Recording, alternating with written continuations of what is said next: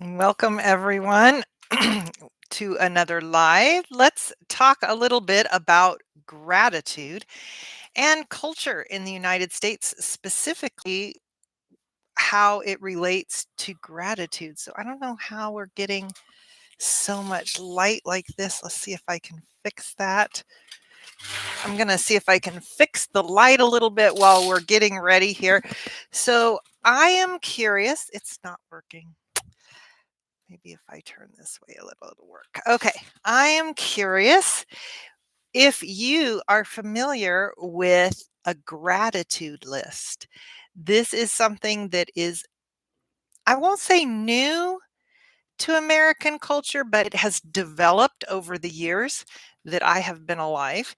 And the reason that I usually talk about it in November, although it is a year round practice for me, is that November is the month that we celebrate Thanksgiving. And that is just a time to give thanks or to be grateful.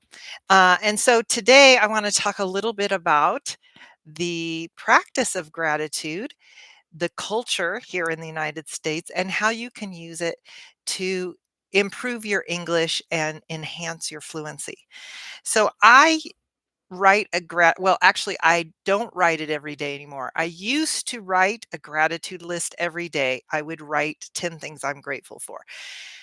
I'm currently a part of a gratitude group online where there are several women, and we usually send 3 things we're grateful to each other each day.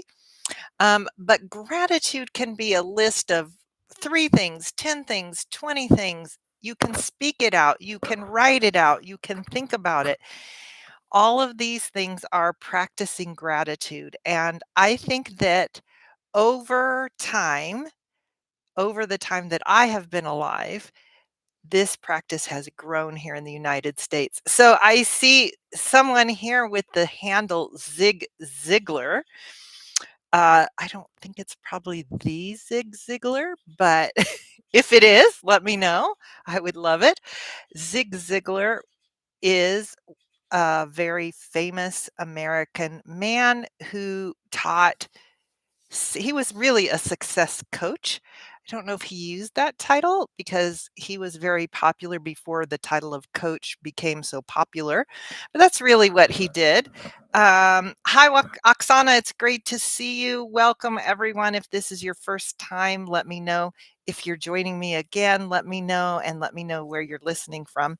Here in a minute, we're going to have a chance to practice our writing skills, which are an important part of becoming fluent.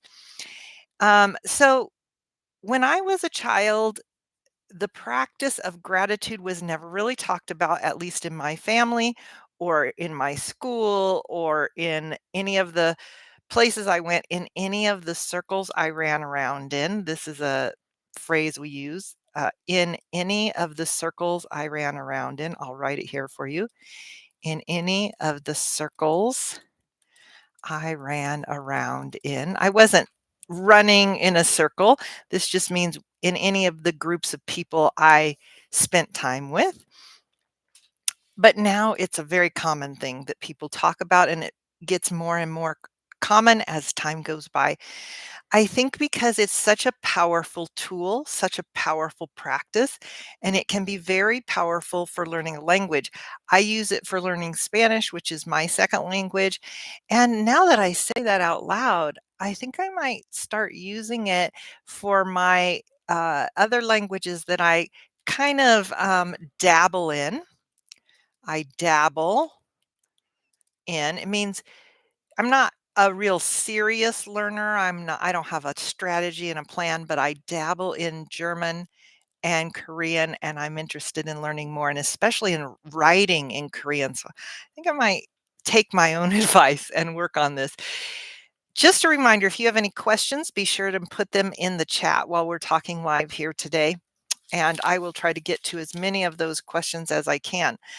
So in my family, once a year on Thanksgiving, which is usually on a Thursday, well, it's always on a Thursday towards the end of November, we would have a family dinner. usually a big family dinner with lots of people in the family, and we would talk about usually one thing we were grateful for. Somebody might mention 2 or 3 things.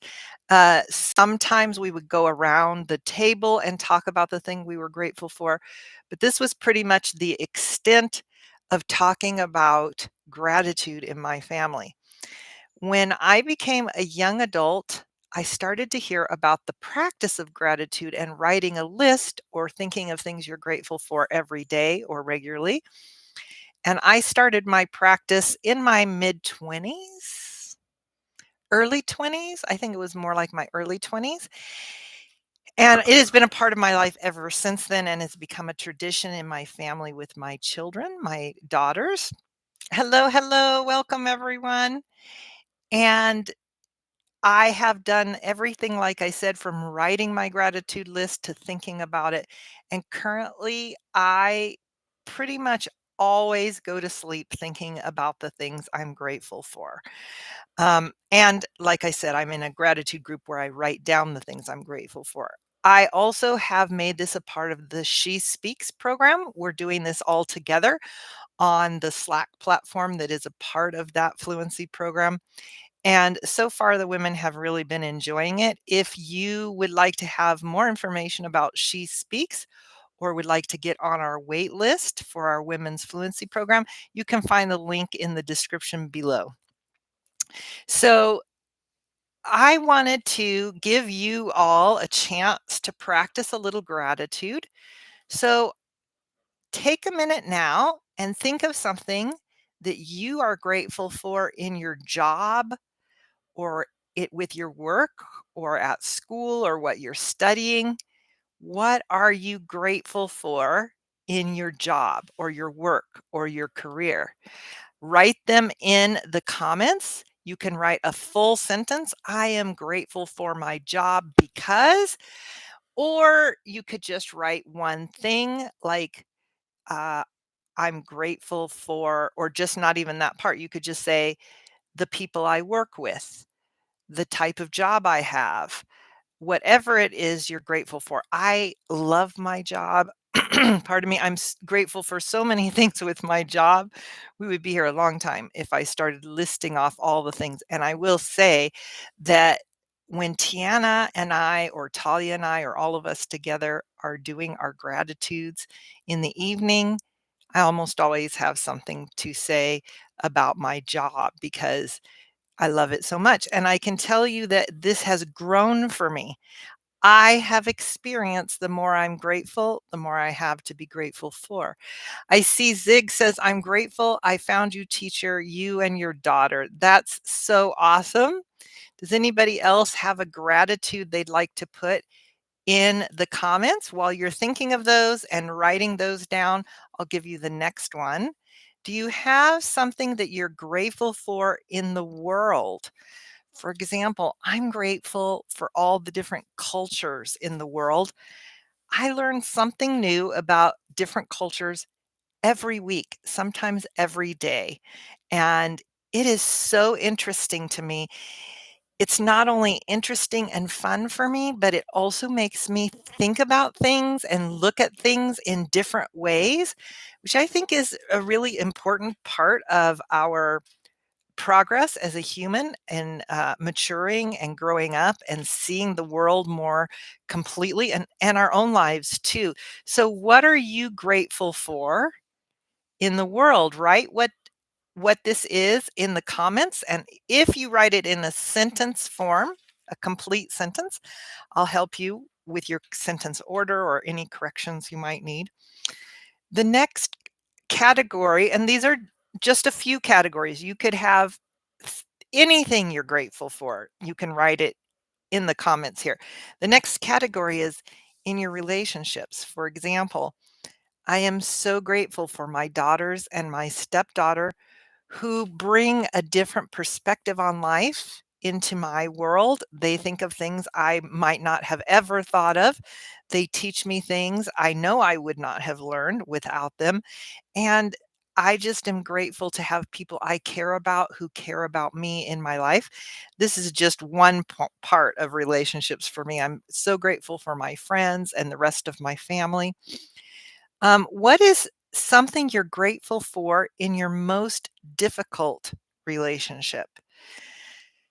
The person who has been the most difficult in my life is no longer living, but I can tell you I am very grateful for many things in that relationship, even though it was also a very difficult relationship.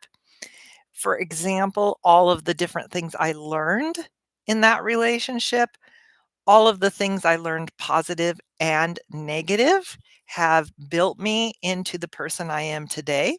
So I'm curious, what are some of the things you're grateful for in your relationships, in your most difficult relationship, or in your life in general?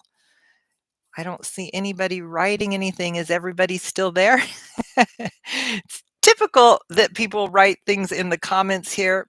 Okay, here we go. Holzmondglib says, I'm a fitness teacher and I'm grateful to work with the people. I can really relate to what you're saying. I love the people that I get to work with. It makes my day. It makes my life more enjoyable and more interesting. Zig Ziglar says, I'm so grateful for my best friend and my family. I can completely relate. Why? Why are you all grateful for these things? And if you haven't written anything you're grateful for, go ahead and write that in the comments now. And I have another category for you here. Just a couple more. What is something you're grateful for where you are right now? In your home, in your car, outside, in your classroom, wherever you are, what is something you're grateful for? You may know that one of the things I'm really grateful for are all the plants I have, lots of plants. I brought all my plants in from outside because it's getting cold here. And so I am grateful for all the plants I get to have in my home and also outside. I'm also really grateful for this idea to plant plants in old cans. This costs nothing. You just throw a can outside and let it rust. Put a little hole in the bottom. This one has a little hole in the bottom, and then you can plant a plant in it and give it as a gift. It's I think, such an awesome thing. And I'm very grateful for those things in my life. Welcome, Iwa. We are talking about things we're grateful for. What are you grateful for? Write it in the comments. And then I have one more category. What is something you're grateful for that you don't feel gratitude about? Now, this is kind of tricky. So it might be something frustrating. You might ask Tanya, why are we thinking about what we're grateful for in things we're not grateful for or in things that are frustrating? What I have found is this has really helped me in my mindset, which has made my whole life actually more enjoyable, more peaceful. So, an example for me is I'm not a big fan of traffic or the sound of cars outside my house. But I was thinking about this one day and thinking, I actually am very grateful for the road right outside my house that makes my life so easy and convenient. And here comes a car right now. I'm so grateful that there are people around me. I feel a part of a community here. So it helps me to see the sound of the traffic a little bit differently. And I wonder if you've ever had an experience like this. Ewa says, I'm grateful for Harry Styles. Why are you grateful for Harry Styles? Let me know here in the comments. And Zig Ziglar says, I'm grateful for my friend because he's always there for me. He never forsakes me. So you would want to say S on the end of forsake because he. Um, yes, this means if we say someone is always there for us, this is a great phrase. It means they're there to support us, to help us, to listen, to be someone we can count on. That's kind of another phrase to say the same thing. Someone we know we can trust to say what they mean when they say it, and to also be there to support us. US says, that I love his music. Harry is the best, I think you say. It's behind the little heart on my screen.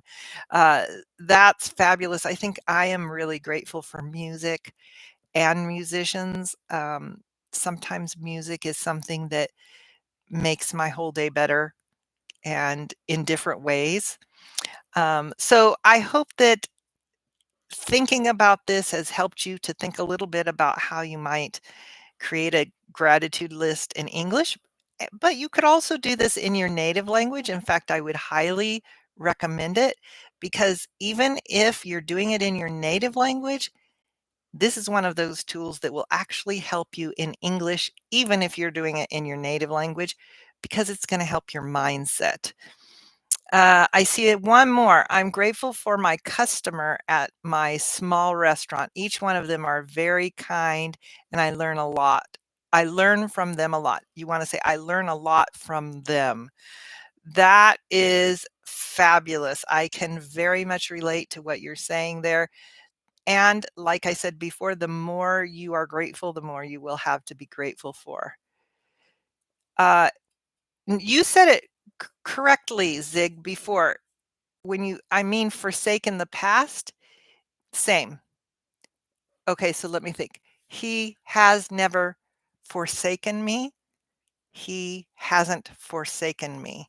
If we're talking in the past, we're talking about a period of time. So we need the present perfect. It's called present perfect, but it's really in the past. So we want to say he hasn't forsaken me or never forsakes me. He never forsakes me. You could say it just like that. He never forsakes with an S me. Okay, Margaret says, I'm grateful for Chopin's music. I 100% agree. I love Chopin. And what Oksana, thank you, says, I'm grateful for meeting you. I'm so grateful to have you here as well, Oksana. And one more, Mr. Bob Newell says, I am grateful to learn American culture and watching you. Thank you. Oh, here's another one. I'm very grateful to all those who contributed during my education. This is a good thing to be grateful for. Without our education, our lives would be very, very different.